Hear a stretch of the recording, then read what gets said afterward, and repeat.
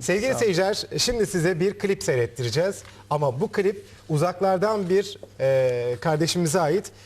Pehlivan Halmuradov Türkçedeki okunuşuyla ama Türkmen Türkçesiyle de Pelvan Halmuradov bize bir şarkı söyleyecek. Daha doğrusu bir ilahi seslendirecek ve muhteşem bir yorum gelecek. Türkiye televizyonlarında ilk defa Samanyolu ekranlarında biz size o şahsı seyrettirmeye çalışacağız. İşte Pehlivan Halmuradov geliyor Türkmenistan'dan ve söyleyeceği bir ilahi var.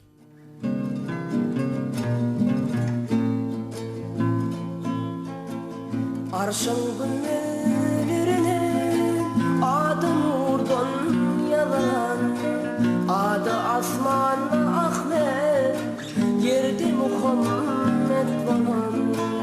Yedi atlı büyüklerdi hak cihanını birin, oğul ahir yolcusu ya Hazreti Muhammed.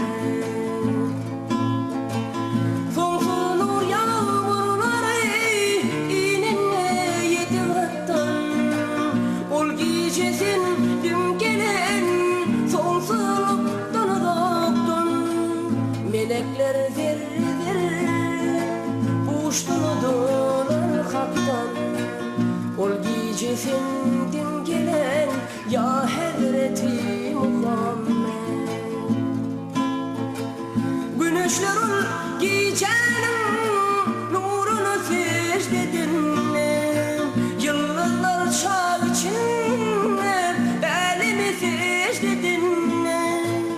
Bütün hamd-ı senalar büyük Allah yetinne, ol gecesindim gelen ya Hazreti Muhammed.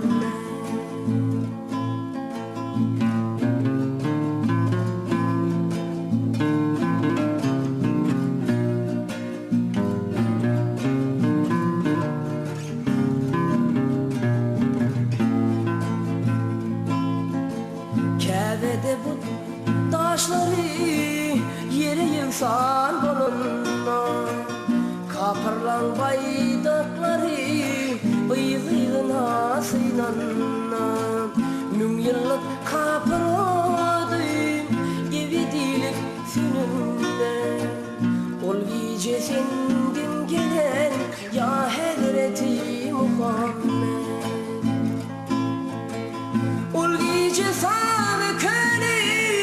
kudret bilin Kur'an'da, Kisra köşüklerinde sütünler soğurulunla, yerden arşa elemlerin kudretuna boşanla.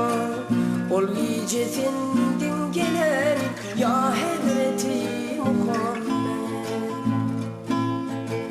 Senin doğum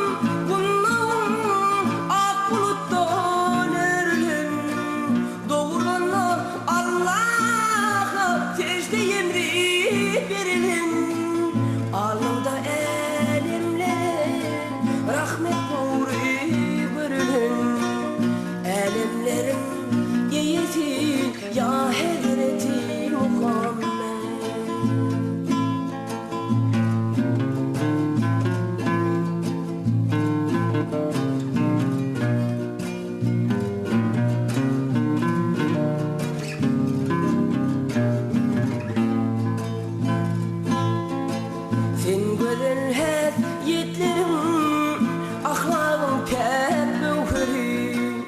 Sabır durumlulukta dünyanın tek serveri, senin cennet mekanın gariplerin arası, göğünler hazinesi ya Hazreti Muhammed.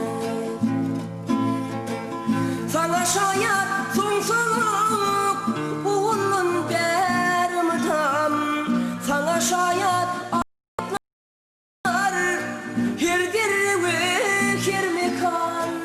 senden uzak bulmana ninimdedir ki bu can. Sen kere canla canansın ya Hazreti Muhammed.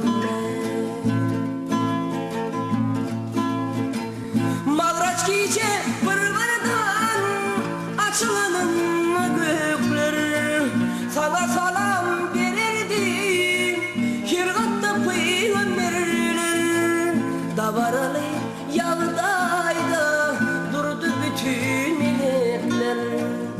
Hakka yalnız yürüdüm ya Hazreti Muhammed. Göğün gözü görmesin, can gözünü neylesin. Munno tova gelmedik, ahirda ne söylesin. Allah'ın bütün ımsali ımmatından eylesin. Günahlarım bağışlat ya Hazreti Muhammed. Allah'ın bütün ımsali ımmatından eylesin. Günahlarım bağışlat ya Hazreti Muhammed. Günahlarım bağışlat ya Hazreti Muhammed.